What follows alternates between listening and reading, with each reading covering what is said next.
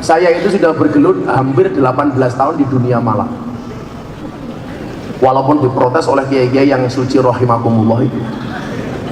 Jadi saya pernah diprotes habis-habisan gara-gara saya ngimami anak 15 mabuk tak imami sholat subuh di Malioboro.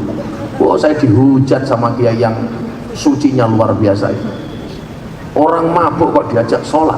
Kan kamu tahu orang mabuk itu sholatnya tidak diterima oleh Allah 40 hari. Goblok. Saya jawab, ditompora urusannya cangkemmu, apa ya benar? Tapi urusannya pengiranku. Akhirnya anak saya tanya, bah, apa benar orang mabuk sholatnya tidak diterima oleh Allah 40 hari? Iya benar. Terus bagaimana dengan kami, bah? Ya mohon maaf, itu hadisnya orang normal, sementara kalian abnormal.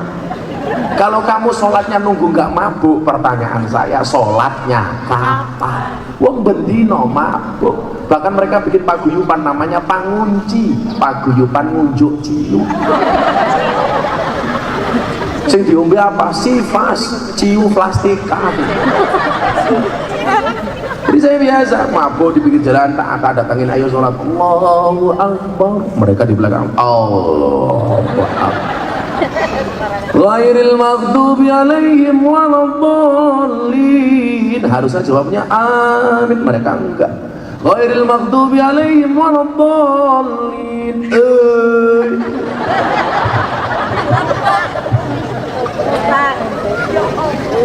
Tapi itu resiko bagi saya. Kayak mbak-mbak lokalisasi. Boleh nggak, bah, kalau saya mau ngelonte itu doa dulu? Ya boleh-boleh saja. Ya, doa itu kan untuk siapa saja, dan Allah itu mendengarkan doa siapapun. Ud'uni astajib lakum. Wa idza sa'alaka ibadi anni fa inni qarib. Allah itu dekat. Ujibu da'watad da'i idza da'a. Maling itu loh pakai doa. Jadi lonte kan ya donga. Arep mangkat kecat dandan sing ayu, angane diangkat, ya Allah, mudah-mudahan malam ini tamu saya banyak tur lomo-lomo. Iya. Tahu-tahu tukang syutingnya datang. Iya. Makanya kenapa mereka selalu saya kasih mukena. Saya itu 3 bulan sekali bagi mukena, yang belum dapat pasti saya belikan. Saya kadang-kadang kalau beli mukena itu 100, 200 berikut dengan sajadahnya. Mbak-mbak PSK tanya sama saya, ikhlas apa mboten Kiai? Ikhlas. Syaratnya apa? Tiga sholat, aja tiga lemek. Aku yo ngono. Oh, digelap. Berkah saking Gus Miftah, matane. Jadi orang yang dianggap buruk sekalipun itu juga butuh selamat, Mas. Makanya kemudian saya menawarkan metodologi dakwah jemput bola. Kenapa demikian? Mereka itu sebenarnya pengen ngaji, mbak-mbak PSK itu gabung dengan jamaah umum itu pengen. Tapi biasanya orang-orang yang suci ini cangkemnya nggak kuat, lonte kok ngaji. Saya kasih contoh, ini fakta, bukan fiktif, tapi fakta. Saya duduk di teras kafe Jalan Seturan, Kota Yogyakarta, mau pengajian sama mbak-mbak dunia malam, LC. Kalau di Purwokerto ya namanya Purel lah. Apa nih gini? PL, pemandu lagu, atau Purel. Apa nih gini? Kotis. Kalau di Panturan namanya Purel, perempuan rela diusel-usel. Mereka kerjanya di mana sih? Di puskesmas, pusat kesenangan mas-mas. Pekerjaan mereka apa? Mewarnai kehidupan rumah tangga orang lain. Apa yang mereka lakukan? Karaoke, katorok dibuka, oke.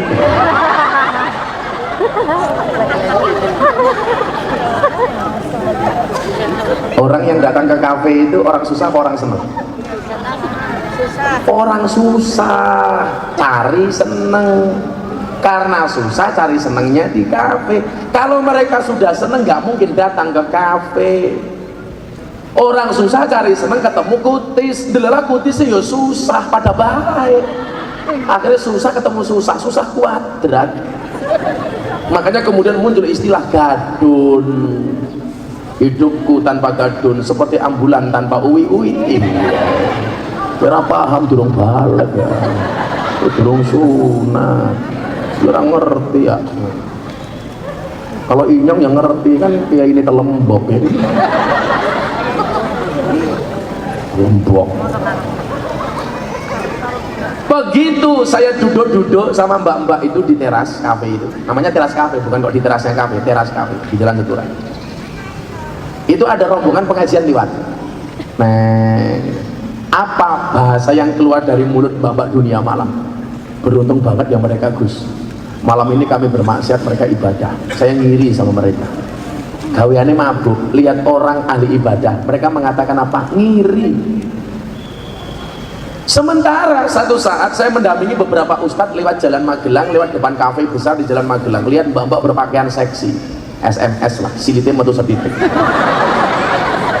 Ini orang-orang ini mengatakan apa sama saya? Dasar ahli maksiat, malam-malam ngumbar aurat. Coba, orang yang ahli maksiat itu ketika melihat ahli ibadah memuji, sementara orang yang ahli ibadah melihat ahli maksiat memaki. Maka saya menawarkan, yo kamu nggak usah datang, saya yang datang. Maka orang bertato, ya saya ajak ngaji. Santri saya banyak yang tindihan ininya bertato, macam-macam. Ada yang tato mbak-mbaknya di sini tato cecak.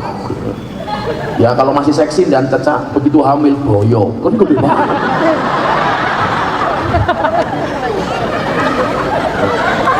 Yang lucu di Jawa Timur kemarin saya pengajian di bekas Doli. Doli itu ya gang sadarnya sini lah. Doli. Premannya ngumpul di depan panggung itu ada orang badannya gede. Perutnya saya buka, ya ditato beduk. Ya Allah. Itu tato apa mas? Beduk. Kenapa kamu tato beduk? Saya cinta dengan NU. Masya Allah. Itu tato beduk. Iya, tutu endi ini sore tak jangan. Apa ketemu ya?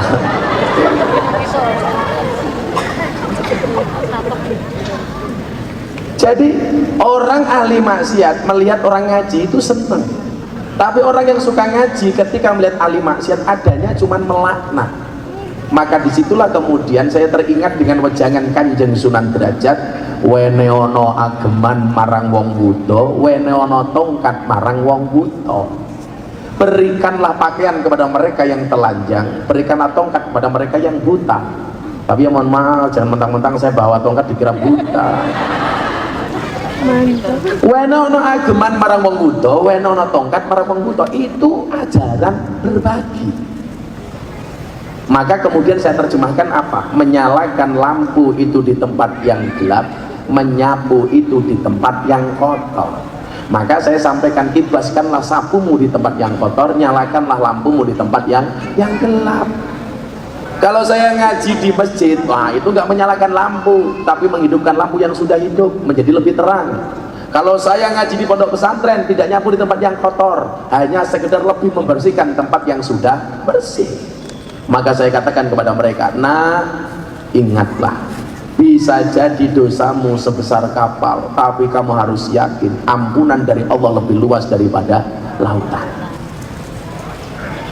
Surga itu pada akhirnya akan ditempati oleh ahli maksiat yang bertobat, bukan orang yang sok suci namun pada akhirnya tersesat. Ahli maksiat belum tentu masuk neraka, ahli ibadah belum tentu masuk surga. Karena banyaknya dosa bisa terhapus dengan tobat yang sungguh-sungguh, dan banyaknya pahala bisa hilang karena ujub, riak dan kesombongan. Maka seburuk apapun masa lalumu, yakinlah masa depanmu masih suci dan bisa diselamatkan. Amin.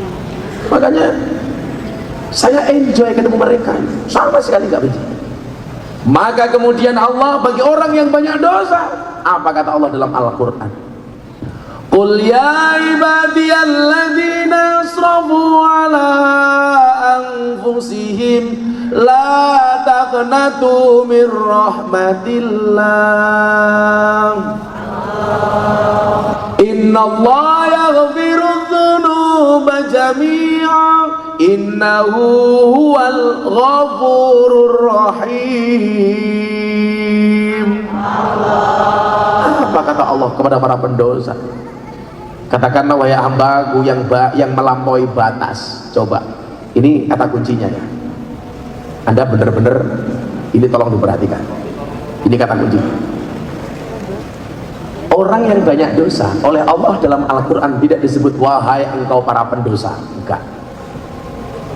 Orang yang banyak dosa Allah tidak memanggil wahai engkau ahli maksiat, enggak. Tetapi Allah mengatakan, wahai hambaku yang melampaui batas. Dia tidak memanggil ahli maksiat, tapi memanggil hambaku, untuk menunjukkan kedekatan Allah dengan mereka yang melampaui batas. Hambaku, padha karo kowe nyeluk anakmu, hai anak.